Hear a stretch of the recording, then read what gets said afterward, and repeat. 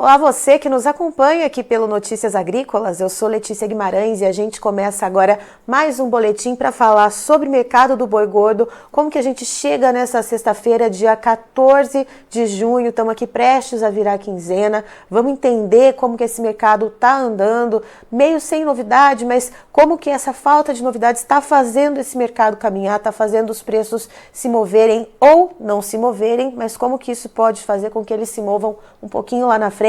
Mas vamos falar com quem entende, né, gente? Vamos falar com o César de Castro Alves, que é consultor de agronegócio do Itaú BBA. Seja muito bem-vindo, César. Obrigado, Letícia. É um prazer falar com vocês. César, a gente tem aqui uma situação de mercado que parece que a dinâmica está meio morna, meio travada, principalmente aqui para o mercado físico. A gente viu alguma reaçãozinha, né, mas parece que parou um pouco por aí, porque também o pecuarista não tem muitas possibilidades de fazer a retenção do animal agora com as pastagens escasseando. Então, mesmo numa tentativa de segurar um pouco o animal para evitar aquele excesso de oferta, né, e tentar melhorar um pouquinho o preço no mercado físico, não tem muito para onde correr, né? Então, o que a gente vê nesse cenário e somando com essa viradinha de quinzena que a gente vai ver agora? Legal.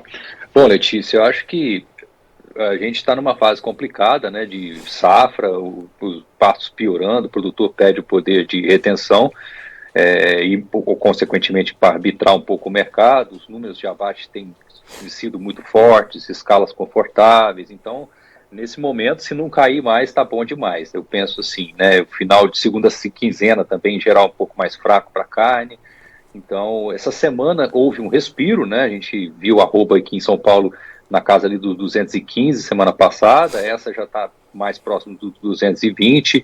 O que eu tenho notado aqui, que pode estar eventualmente ajudando um pouco a sustentar, corrigir um pouco, né, a arroba, é o movimento do dianteiro, tá? Subiu um pouco nos últimos dias.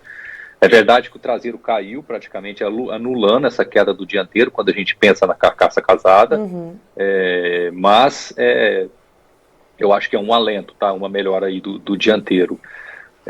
Também tenho visto aqui os resultados das exportações muito fortes, né, do fechamento do mês passado.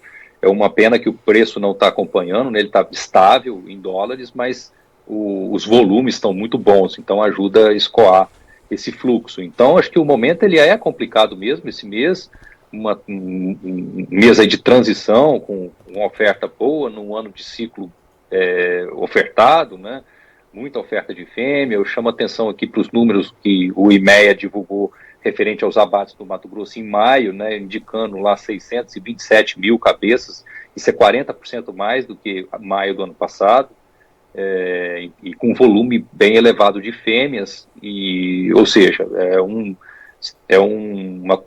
fluxo forte de oferta e que felizmente a gente tem tido condição de absorver bem, né, tanto no mercado interno e também na exportação. Então, um pico de safra, vamos dizer assim, mas com boa demanda, né? Acho que não é de todo ruim. Pensando nessa questão da demanda, César, e principalmente olhando para a demanda externa, a gente vê as exportações indo muito bem na questão de volume, como você citou, não tão bem assim na questão de valores. A gente observa aí valores para carne bovina para exportação semelhantes ao que a gente via em 2020, 2021. Apesar de ajudar a ter esse escoamento de produto, no que essa dinâmica, né, de bons volumes, mas preços de exportação mais baixos, no que isso acaba ajudando o frigorífico e ajudando o pecuarista, ou prejudicando um lado, prejudicando o outro? Ajuda a esclarecer isso para a nossa audiência, por gentileza. Olha, aqui a vantagem está só para o frigorífico, tá? Porque apesar da carne estar estável, o boi caiu muito em dólares, né? Desde o começo do ano, final do ano passado, principalmente, está caindo em dólares, e a carne estável não impede com que o spread de exportação, né, que é o preço da carne dividido pelo boi gordo em dólares, suba. Então ele está subindo razoavelmente bem.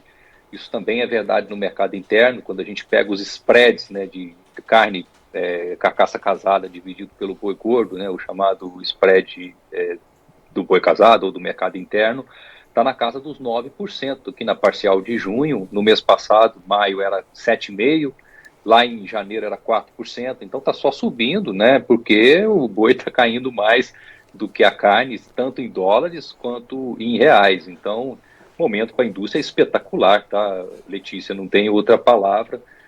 Mas, sob a ótica do produtor, eu vejo também uma ajuda grande da exportação em tirar esse excesso de carne no mercado interno, mesmo que a preço baixo, né? Uma parte da explicação porque tá baixo o preço é porque a oferta está muito grande, né? O chinês, o comprador externo sabe disso, e que a gente, se tivesse com escassez aqui, seria um outro jogo, não é o caso.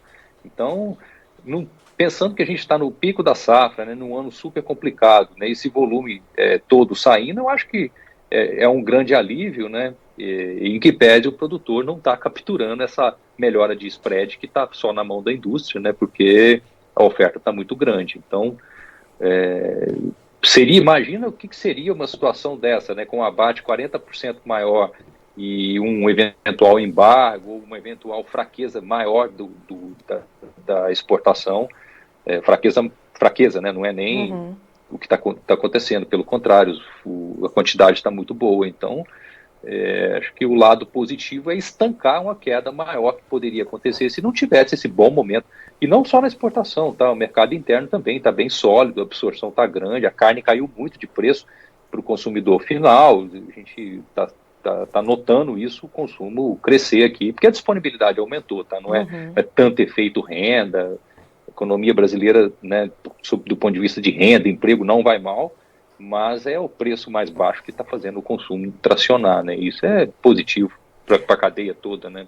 E César, quando a gente olha para os mercados, para os futuros, né, a gente viu também aquela subidinha de escadinha ao longo dessa semana, assim como a gente viu esse respiro no mercado físico também. A gente vê o indicador do CPE, por exemplo, indicando aqui R$220 e uns quebradinhos a arroba, mas a gente vê os futuros também com setinha apontando para cima, a gente vê o outubro aí atingindo a casa dos 240 e poucos reais, né? Então, até o setembro ali chegou aos 240, agora está 237. Como que a gente percebe essa curva futura, como que a gente olha a questão de confinamento, como que a gente olha custos de produção e costura essa colcha de retalhos para o nosso pecuarista aqui que está nos acompanhando? Tá bom. Olha, eu acho que aqui tem a grande oportunidade para o produtor, né? Que confinadores, né? Claro que sabem que vão ter oferta aí, vão ter animais que vão colocar animal no confinamento. Vale lembrar aqui também a pesquisa do IMEA da intenção de confinamentos deles, né? Indicando uma possível alta de até 30% nesse ano em relação ao que foi efetivamente confinado ano passado no Mato Grosso. Então, tudo indica, né, e essas margens para os confinadores, elas estão positivas já faz um bom tempo, e essa semana, o outubro, por exemplo, subiu R$ 4,50 em relação ao fechamento de sexta, né, isso pegando o preço agora aqui, na casa dos 243. Olha, isso deixa um resultado razoável para o confinador. Então, num contexto de um ano complicado, de muita oferta, de incerteza do como é que vai ser a dinâmica de exportação, né, e sinais de que a ração barata e o boi magro barato vão fazer os animais irem para o confinamento, consequentemente a oferta deve ser boa, eu não deixaria de travar esse boi, né, que tem aí hoje um prêmio razoável, né, nós estamos vendo um boi físico de 220 e o futuro 243 no outubro. Dezembro chega a quase 247, então a oportunidade está na mão, né? É claro que esse resultado só vai existir se o produtor também defender o grão, né? Travar o boi e travar o milho. Então, gente, pela frente nós vamos ter, né? Até aqui a safra americana está indo muito bem, o plantio foi finalizado lá muito bem, mas em julho e agosto são os meses decisivos lá para o desenvolvimento da safra, e sempre tem um mercado climático ali, caso o clima se mostre mais desafiador, né? Nós não estamos dizendo que isso vai acontecer, pelo contrário, os mapas estão indicando chuvas dentro do normal. Se o milho subir lá, pega aqui a gente um pouco, né? Chicago subir pode dar laço para uma eventual alta que apertaria um pouco esse resultado, né? Então, essa margem lá na frente, ela só vai existir se o boi travar, né? For travado agora e o custo também, né? Dado que o boi magro, o produtor já deve estar com ele na mão e ele está bem mais barato também que no ano passado. Então, todos os pecuaristas, confinadores já perceberam que a reposição está mais atrativa, o custo também, né, da ração. Então, isso sugere que a gente deve ter boa oferta na entre-safra. Então, Eu acho que tem aqui uma oportunidade, tá, para o boi garantir o resultado e não depender necessariamente dessa arroba ir para esse patamar, né, de 245, aí próximo disso lá na frente, né? Travar isso seria uma bela defesa do negócio, né, nesse momento que é um ano complicado, né? Se fosse um ano de virada de ciclo mais clara, né, o risco, uma possibilidade de o boi subir mais, aí poderia ser diferente, mas não é um contexto trivial, né, de um ano de um volume de oferta tão grande. Certo, César, muito obrigada pelas informações, você e todo o time do Itaú BBA, cada um nas suas áreas de atuação aí, nas suas áreas do agronegócio, vocês são sempre muito bem-vindos aqui com a gente no Notícias Agrícolas. Obrigado, Letícia, foi um prazer, ficamos à disposição.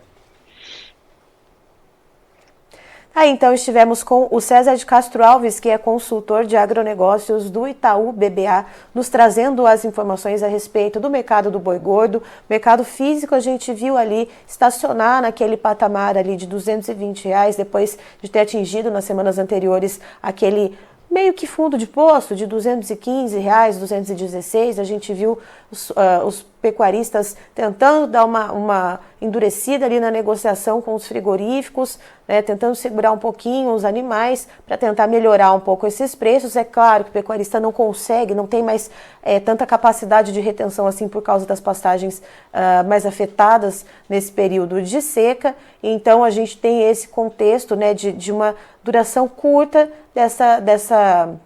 uma duração curta e de uma alta curta também para esse mercado físico. Já quando a gente olha para a curva futura, segundo o César, a gente vê boas possibilidades para o pecuarista se ele travar, se ele se programar travando tanto a questão do custo quanto a questão dos preços futuros na bolsa, porque se a gente vê então o animal no mercado físico agora olhando, né, R$220 arroba, a gente vê o outubro, por exemplo, a R$243, né, tendo aumentado R$4,50 ao longo de uma semana. Então a gente vê esse preço futuro para outubro, por exemplo, bastante positivo, dezembro quase batendo a casa dos R$247.